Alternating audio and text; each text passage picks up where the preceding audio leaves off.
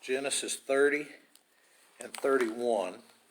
And we're starting to wind down on that section of Scripture that describes Abraham, Isaac, and Jacob and how God intervened on their behalf in all kinds of weird and wonderful circumstances. But as we look at 30 and 31, we're going to notice at least three more times that God allows things to happen in a particular way so that His will be done. But there's some oddities. They're not the way we would have thought that our God would act.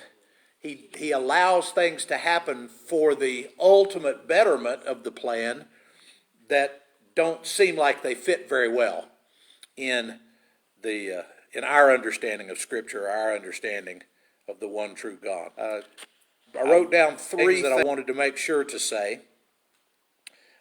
God is not bound by our culture, nor was He bound by theirs. God was bound by the laws of Moses, not yet. It hadn't been given yet. And God was working under a kind of a sub-agreement that Jacob made at Bethel. If you remember, Jacob down and he saw the angels ascending and descending, and he said, "This must be the house of God, and I didn't know it." And then he makes that promise. If you'll be with me and protect me and take care of me, then when I return, you'll be my God. So he kind of cuts the deal with the Almighty that if God will be with him, then eventually God will be his God. Those things don't make sense completely in light of what happens while Jacob is living with Laban. What we looked at last week was Laban taking advantage of Jacob. What we're going to look at this week is Jacob taking advantage of Laban, and it's obvious that it's done with the help of the Almighty. The way that things work out could not have worked out any other way than by God being involved in it. All right, so let's go to chapter 30, verse 25. Chapter 30, verse 25. Last week we looked at that long list of Leah and Rachel and their handmaids having the children of Israel. But after Rachel had given birth to Joseph, Jacob said to Laban, "Send me on my way so that I can go back to my own homeland. Give me my wives and my children for whom I have served you, and I will be on my way. You know how much work I've done for you." So at this point, Jacob decides it's time for him to go home. He's going to just take what he's got, which at this point is not nearly as much as he's going to have, and just hightail it back to Canaan, where his inheritance was, or at least what he thought his inheritance was. But Laban answers him. He says, "If I have found favor in your eyes, please stay. I have learned by divination that the Lord has blessed me because of you." And then he added, "Name your wages, and I will pay them." So here's oddity number one. Laban keeps Jacob there by cutting a deal because he knew by way of divination that Jacob was the reason that things had been going well for him. Now, you and I know that things were going well for Laban because Jacob was the child of the promise, right? Those that bless you, I will bless. Those that curse you, I will curse. He's married to two of these guys' daughters. He has been working for him for, by this time, over 14 years. And they're family. So God is blessing Laban through Jacob, and we know that. But the fact that Laban figured this out by way of divination is a little odd, that God used that way to make sure that he knew. Now, God has given visions to some of the people of the old, right? He spoke directly to Abraham at times, actually came and angels had dinner with Abraham on one occasion. So he communicated that way, but now he's communicating with Laban by way of divination. We will find out later that Laban has his own group of family gods. My guess is, although it doesn't say specifically in this passage, that Laban learned of Jacob's worth by God using a time in Laban's life when he approached his false gods but got the right answer. Now that's odd, that somehow he knows the truth by asking the opinion of a false god. How else would he have gotten the truth than God's intervention? The idol couldn't do it. The idol doesn't know anything. It's a dumb idol. But God knew, and somehow Laban, by way of divination, learned that Jacob needed to stay with him. The fact that Jacob's going to stay with him now is going to be very important to Jacob and his family. He's going to have a lot more when he leaves than he would have had if he had left at this particular time. So God uses this knowledge that Laban now has to give Jacob more. The meaning of that word,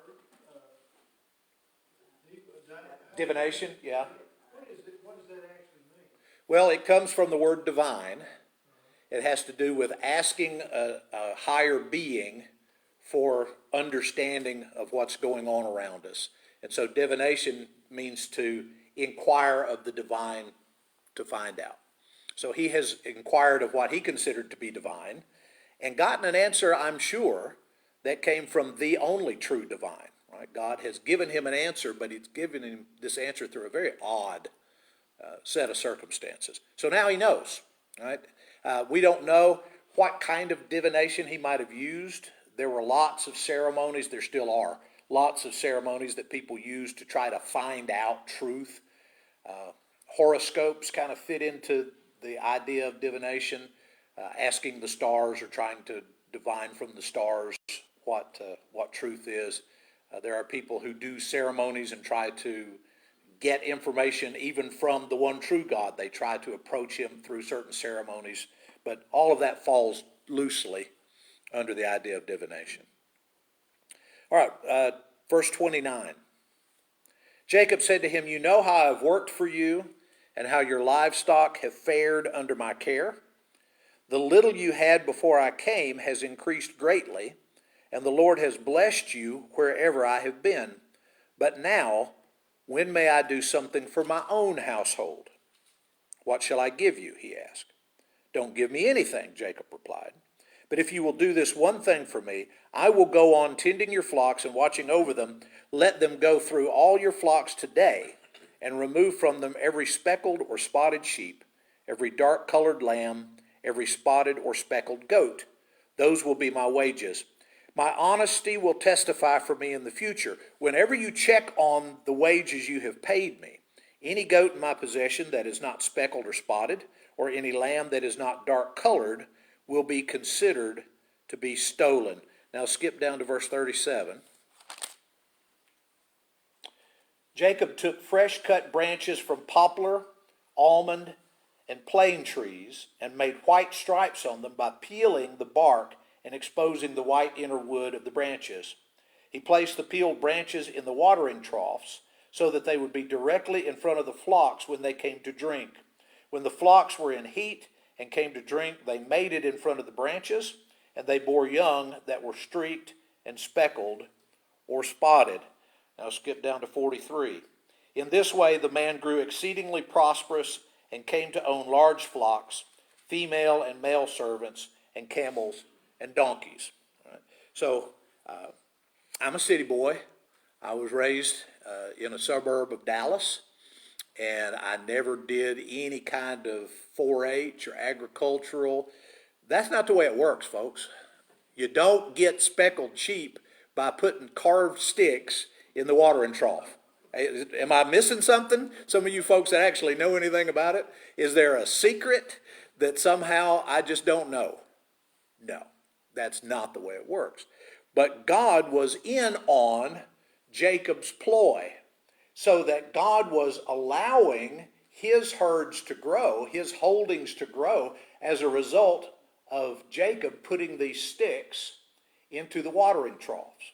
Okay? Would we all agree on that? Jacob's getting blessed because God is blessing him. He is depleting the number of flocks and herds that Laban has, while he's increasing the number of flocks and herds that he has. Right? He's got the plan all worked out, and God is honoring the plan, even though it's not a very scientific plan. But I'll go you one more than that. it may have been something that Jacob learned as a child in Canaan. The two main deities, God and Goddess, in Canaan were Baal and Asherah. Baal was the god of thunder and nature. Asherah was a goddess of fertility. And the way that you would make sure that you had plenty of children is that you would mate, or you would have your flocks mate, in a grove that was planted, a grove of trees. Okay? So you would have Asherah poles, that you might read about those in Scripture. And so Baal and Asherah were a fertility cult. For him to shape and to carve basically totems and put them in the water troughs may have been something that he saw done as a child among those who worship Asherah. Now, I don't know that for sure, but it's sneakingly like things that you might have seen among the pagans and the false idol worshipers in Canaan. Why would God bless Jacob for striping sticks and putting them in the troughs? It's not because of something Jacob did. It's because of something that God did. You remember back to the original promise, the original covenant that God made with Abraham. And he said, I want you to take those animals and cut them in half and lay them opposite of each other. And when evening came, there was a light that came and passed through them. God's way of saying, I will keep my covenant. I'm going to do everything I've told you I'm going to do. That's a covenant that did not require Abraham to do anything. That's God telling Abraham, I'm going to bless you. Okay? That's before Abraham is circumcised. It's 400 years before the law of Moses. Abraham didn't do anything. God chose Abraham. God blessed Abraham. Here's his grandson, Jacob. God has chosen Jacob. He is honoring Jacob. He is blessing Jacob. And whatever weird, wild, and wonderful idea Jacob might have come up with to get more flocks and herds, God would have honored that. It's about God honoring his promises, not about Jacob doing something agriculturally or scientifically or even religiously intelligent. God honored it because God is honorable. And God said, whoever blesses you, I'll bless, and whoever curses you, I'll curse, and I'm going to make a great nation out of you. So this is part of what God is doing on his timeline, not what Laban is doing, not what Jacob is doing. So Laban says, I want you to stay. Jacob says, if you'll allow me to have the spotted and speckled, I'll stay. And God says, well, okay, that's a good place to insert my promise. I'll just give you all the spotted and speckles you can stand. When he gets that many flocks and herds, it says he was also able to get male and female servants and camels and donkeys. So as he's breeding all of these speckled and spotteds, he's able to sell some of those, trade some of those, and work out a great deal of wealth for himself. So he is no longer Laban's employee who is just kind of dependent on what Laban will give him. Mark asked this morning, Becky had asked the same question. How in the world did Jacob not know that that was Leah, right, on his first wedding night? How does he not know that he's got the wrong woman? Well, we don't know the answer to that one, but we do know he was at Laban's mercy at that point, right? Laban did something unthinkable. Can you imagine that in modern day? You're standing up in the front of the congregation, and it's just, the groom and the preacher and the groomsmen and the bridesmaids come in one by one, and then this woman you didn't pick shows up and it starts down the aisle. At least we'd be able to see her and say, no, time out, flag on the play, we're not doing this. He wakes up the next morning and figures out that Laban has gotten one over on him. Well, he gets the wife that he wants, but he has to work 7 more years because Laban is in charge. Laban's not in charge anymore. Laban realizes that Jacob is the reason he was doing so well, so he keeps him. God blesses Jacob ahead of Laban, and now Jacob is the one who has all of the power. He's very well, he's got plenty of flocks and herds. He's got plenty of servants. Okay? Because of that, allegiances begin to shift. So look at chapter 31 and verse 10. The next time he decides that he wants to leave, he asks his wives and his concubines, how they stand on it. So chapter 31, verse 10. In breeding season, I once had a dream in which I looked up and saw that the male goats were mating with the flock were streaked and speckled or spotted. The angel of God said to me in the dream, Jacob, and I said, here I am. And he said, look up and see that all the male goats mating with the flocks are streaked, speckled, or spotted, for I've seen all that Laban has been doing to you. I'm the God of Bethel, where you anointed a pillar, where you made a vow to me. Leave this land at once and go back to your native land.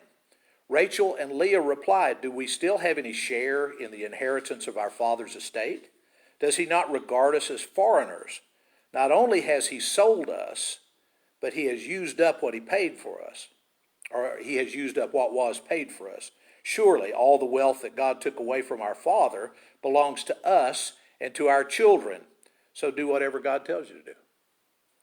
So the girls are on the side of their husband. They're not going to hang around with Laban anymore. They don't feel that they're responsible to their father. They're responsible to their husband. And so Jacob comes up with a plan, he and his family, that while Laban is otherwise involved, they're going to head out for Canaan. And they get about a 3-day head start on Laban. So look down to verse 29. 31:29. Laban catches up with them. He says, I have the power to harm you.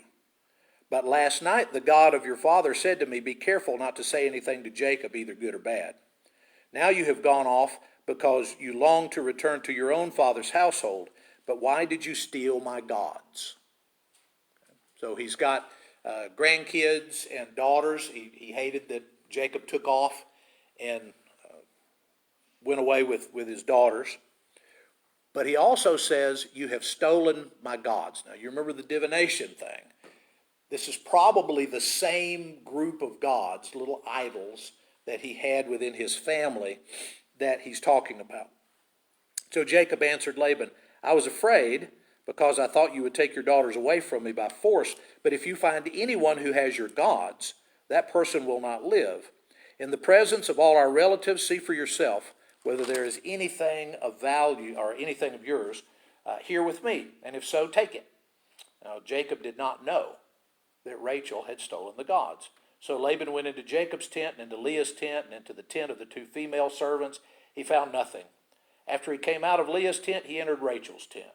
Now Rachel had taken the household gods and put them inside her camel's saddle and was sitting on them. Laban searched throughout the entire tent but didn't find anything. Rachel said to her father, don't be angry, my lord, that I cannot stand up in your presence. I'm having my period. So he searched, but could not find the household gods. So eventually, he's going to have to return home and count them as lost. Why did Rachel steal her father's household gods? You've got Jacob, who's God's man. This is his favorite wife. Why would she care anything about her father's household gods? Okay, go back to when Jacob was wrestling with Esau about who's going to be in charge of the family. Right? Esau sells him the birthright for a bowl of beans. Later on, Rebekah and Jacob conspire to fool Isaac so that Jacob gets the family blessing. So he's in charge of the family and he gets the lion's share of the inheritance. His favorite wife now has taken the symbol of family power away from her dad. She owns the family's idols. She takes them all the way back to Canaan. After this, we have no idea what she does with them. Whether she ever does divination with them, whether she worships them in any way, or whether she just possesses them. I've got something that belonged to my dad. My dad gave me away. My dad sold me. And now I've got something for me that was his. So we don't know why Rachel took them, but we do know that there's that oddity.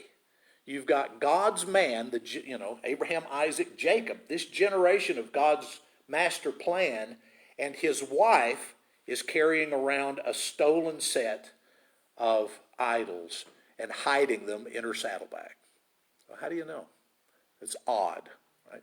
Now we're getting to a place where these oddities are going to subside.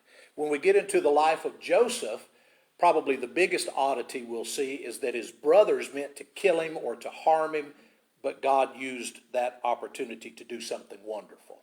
It's about as odd as it gets. There's some twists and turns, but nothing to compare to what happened in the lives of Abraham or Isaac and Jacob. So on the way to his freedom, on the way back to Bethel, where he will fulfill his promise and take on the role of being God's man and worshiping the God that he met at Bethel the first time, he is accompanied by people who are still kind of connected to their old way and to their old gods. So it's an oddity to me, all the things that happened in their lives.